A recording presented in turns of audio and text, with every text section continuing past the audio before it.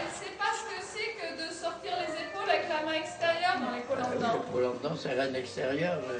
Elle fait l'épaule en dedans sur la reine Oui, sur la reine intérieure. position. Ça, c'est le dedans. Non, puis elle bouge beaucoup trop, c'est bon. Posez la main intérieure. Alors, après le deuxième point. Alors, l'épaule en dedans, pour ceux qui sont, c'est un peu compliqué, ça n'est compréhensible que pour ceux qui sont un peu avancés. Catherine, ça, je crois que ça t'intéresse. Non, mais là, j'essaie de lui faire les flexions quand le cheval ne doit pas prendre l'épaule en dedans sur la reine intérieure. Non, les épaules au mur. Si tu veux, regardez-vous dans le miroir. pour reprendre des choses plus en arrière, quand vous enseignez l'épaule en dedans à un jeune cheval, écoute-moi, marche au pas. Je vais continuer. Non, mais c'est intéressant parce que c'est quelque chose que j'ai vu depuis quelque temps. Si ça t'intéresse, bon, ça t'intéresse pas. C'est pas grave. L'épaule en dedans chez le cheval qui ne l'a jamais faite.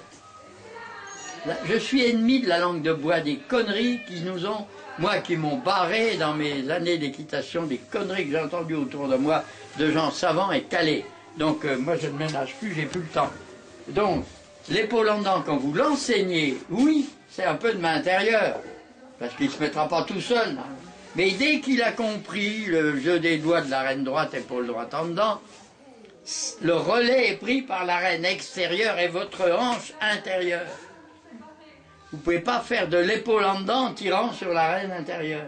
La difficulté, sa difficulté, c'est ça que je voulais expliquer à Catherine, qui le fait d'instinct, mais qui ne sait pas l'expliquer aux gens.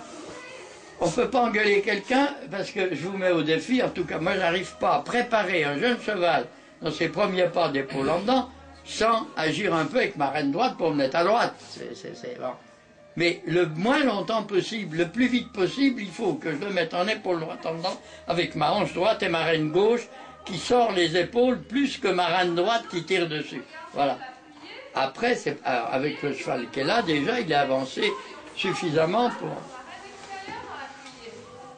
Mais il faut être tolérant sur cette histoire de reine intérieure quand les gens montent un très jeune cheval. Parce que c'est inévitable. Alors ça, personne ne l'explique. En général, les gens qui vous enseignent l'épaule en dedans, ou ils vous engueulent tout de suite parce que vous faites trop de reine intérieure, comme Catherine vient de le faire, sans entrer. Moi, j'essaye toujours de fouiller, de comprendre. Bon.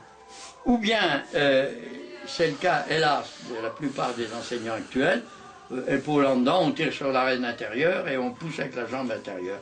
Et vous ouvrez les livres de la plupart des auteurs, j'accepte de Carpentry, Lot et compagnie, mais des auteurs comme de Salin et compagnie, l'épaule en dedans, c'est reine intérieure, jambe intérieure. C'est le désastre.